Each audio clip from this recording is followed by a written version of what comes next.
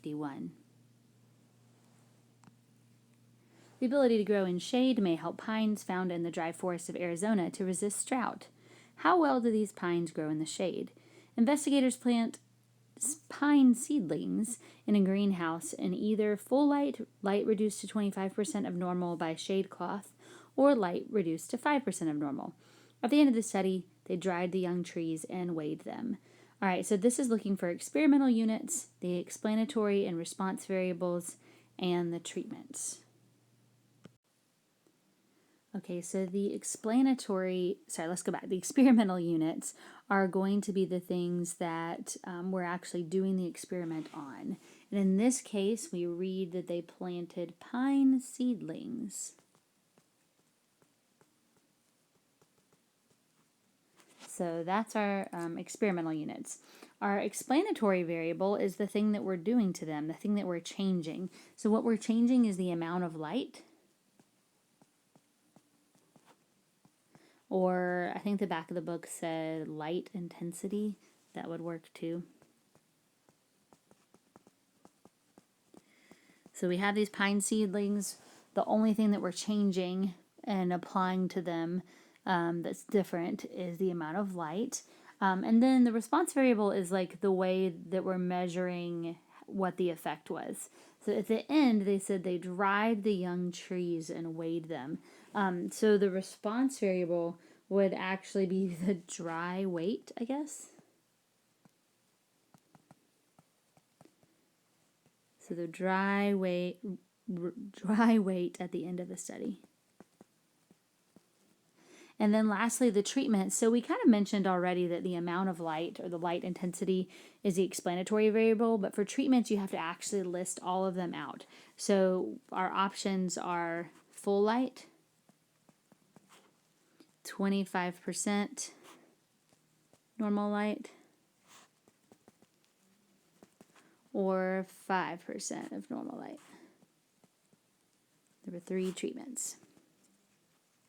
All right, so these particular terms, treatments, response variable, explanatory variable, experimental units, are really important, and you're going to be asked questions similar to that multiple times. Hey everybody, we're going to do some problems from section 4.2 out of the practice of statistics. Let's start. Next up we have number 73. This particular one did refer to exercise 63, but I think it's okay for us just to talk about this one. So the subjects in the low-carb diet lost significantly more weight than the subjects in the low-fat diet during the first 6 months. At the end of a year, however, the average weight loss for the subjects in 2 groups was not significantly different. So if you kind of go back to exercise 63, you can see how they actually carried out this thing. But question A says, why did they randomly assign? So we know that if you randomly assign people to treatment groups, you kind of balance out confounding variables. And what you're trying to do essentially is make sure that the groups are as similar as possible. So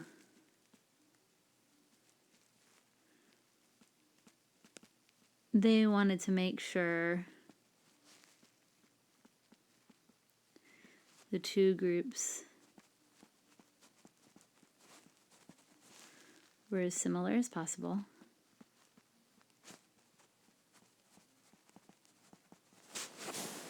And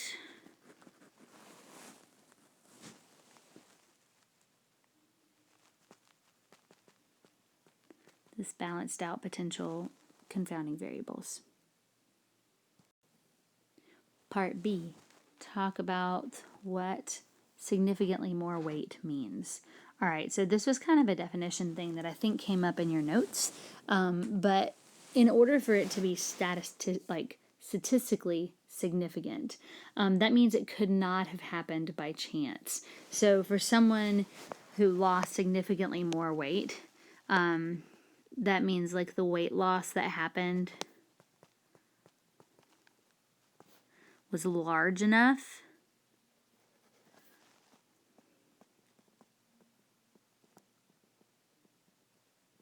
that it wasn't because of chance.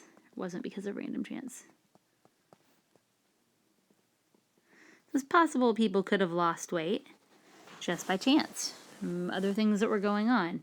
But if their weight loss was significant, then it likely wasn't random chance. It probably was a result of the treatment.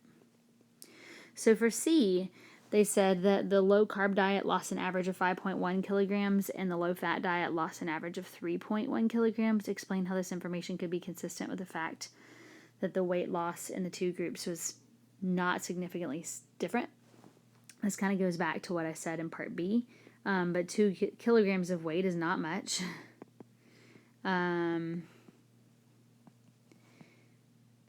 So it could have happened by chance.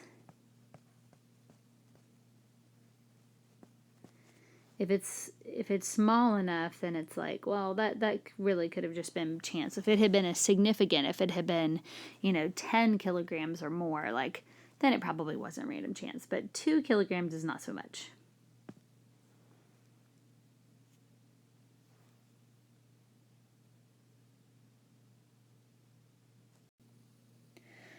Okay, let's talk about 77. For some reason, stats books love cornfield problems. It's like a thing. I don't know why. So the thing that's interesting about this cornfield, they're trying to test 5 different corn varieties, but the fertility increases from north to south. So, like, maybe it's just how the water flows or where the sun is hitting or whatever. So they divided into 25 plots of equal size, and then they arranged them in these 5 rows. So explain why a randomized block design would be better than a completely randomized design in this setting. So the big thing with A is if the fertility is changing, we can account for the varying fertility.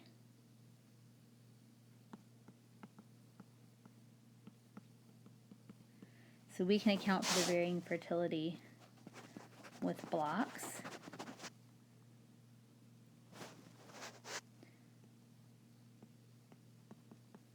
So we'll be able to tell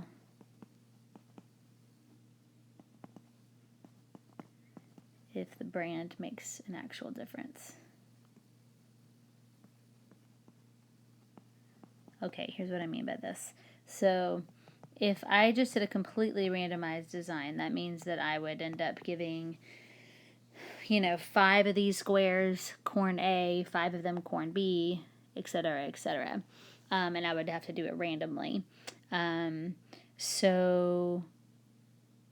it's possible if I did that, like perhaps a lot of brand A ends up in the southern area, and so it looks like it's doing better, but it's actually because it's in a more fertile soil, not just because it's brand A. So if I can block by rows or something like that where I can account for the fertility, then I'll be able to actually tell if the brand makes a difference. And so this kind of goes to part B. I think that it makes sense to use the rows. Easy answer is because the fertility changes for each row. So as I start north and work my way south, it gets more and more fertile. So I kind of want to make sure that like every row has some A corn and some B corn, some C corn, D corn, E corn. Like I want every row to have one of each of those.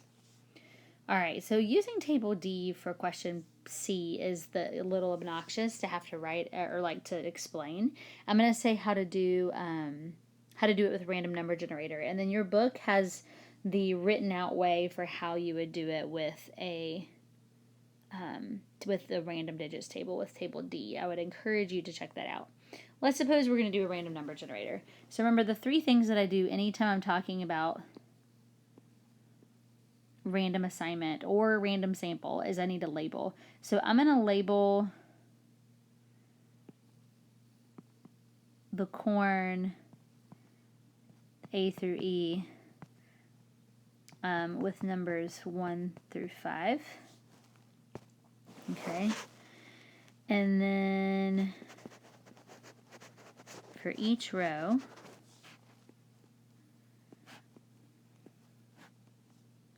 I'm going to say, okay, For each row, I'm going to use a random number generator. I'll just say it first and then I'll write it.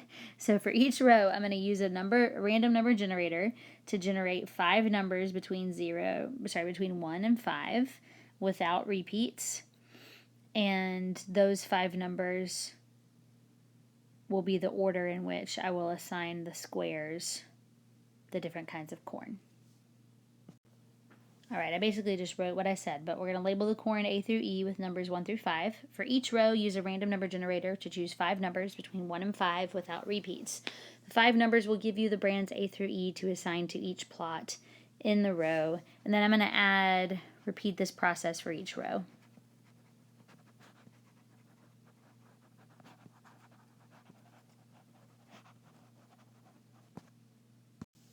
Number 81, does talking on a hands-free cell phone distract drivers?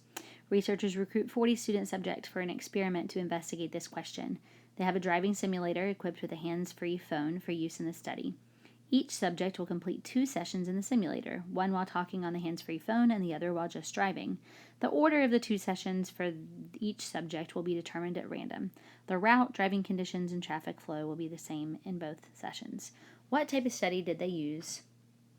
What type of design did they use?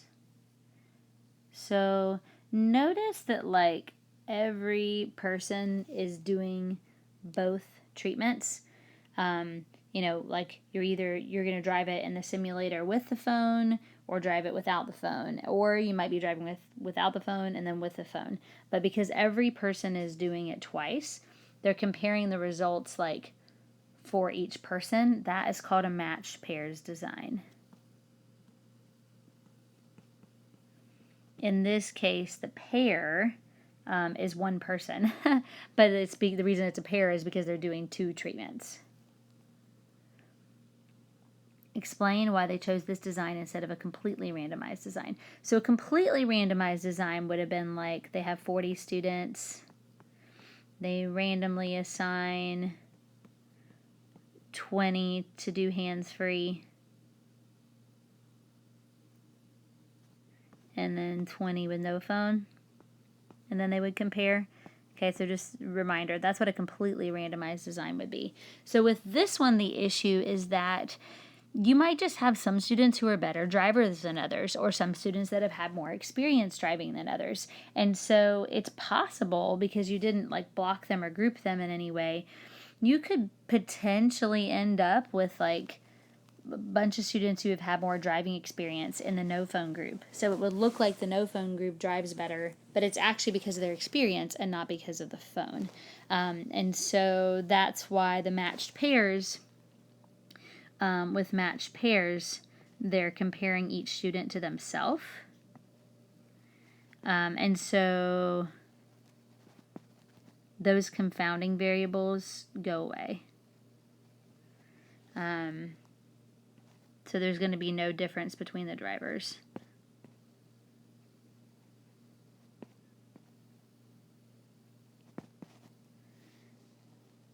For C, why is it important to randomly assign the order? Because if everyone did the same treatment first, if everybody did the phone one first, let's say, and then they did the one without a phone, they might do better the second time around just because they learned from their mistakes, not because of the fact that they're not using a phone. So if we randomly assign which one they're doing first, then you're going to have some people doing the phone first and some people doing the hands-free one first. And because it's random, there won't be bias. All right, so there's that all written out for you. For question D, honestly, I feel like I could just circle part of the question. So explain how and why researchers controlled for other variables in the experiment. So at the very end of the question, I'm going to kind of circle it here. The route, the driving conditions, and the traffic flow will be the same in both sessions. So by making those the same, they make sure that they are not causing the difference in the results. Hopefully the only thing that's causing a difference in the results is if they're using a phone or not. So again, they won't be the cause of any differences. The route, the driving conditions, the traffic flow, also they use the same simulator. It should only be the treatments that are causing the differences. Number 83. An expert on worker performance is interested in the effect of room temperature on the performance of tasks requiring manual dexterity. She chooses temperatures of 70 degrees and 90 degrees as treatments.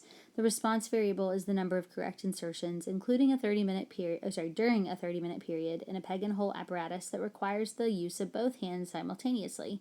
Each subject is trained on the apparatus and then asked to make as many insertions in 30 minutes of continuous effort. Describe a completely randomized design to compare the dexterity at 70 degrees and 90 degrees using 20 volunteer subjects.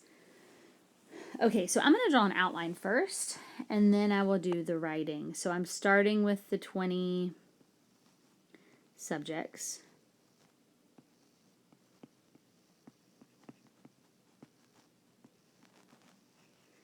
I'm going to do a random assignment.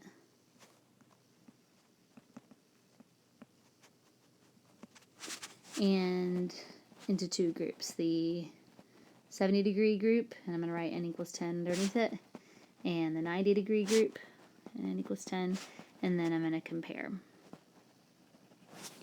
Okay, so the thing is, that is actually not a description. If it says describe, then I need to actually describe how I'm going to do this. So I'm going to randomly assign the 20 subjects into two groups of 10. And the way I'm going to do this is I'm going to write the name of each subject on a note card, shuffle the cards, and select 10 to be assigned to the 70-degree environment.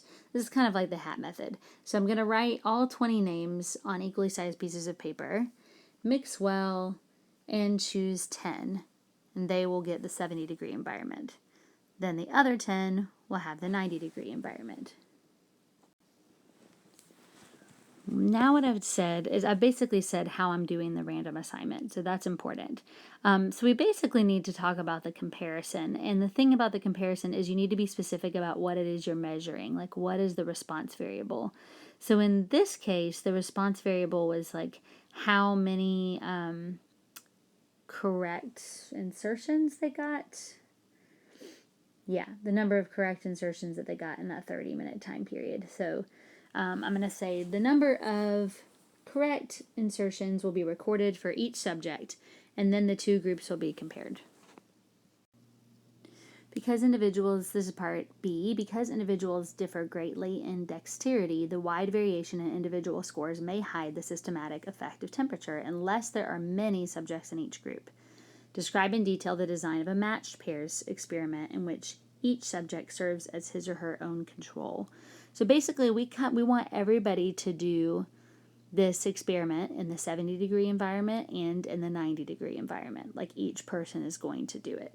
So I would say like all subjects will perform the task twice, once in each temperature condition. And honestly, I think the easiest way to assign which one you do first is usually a coin flip if there's only two treatments, which that's normally the case. So you could say like have the subject flip a coin, and if they get heads, they'll do 70 degrees first and then 90 degrees. And if they get tails, they'll do 90 degrees first and then 70 degrees. For each subject, you would want to compare the number of correct insertions that they got in each environment.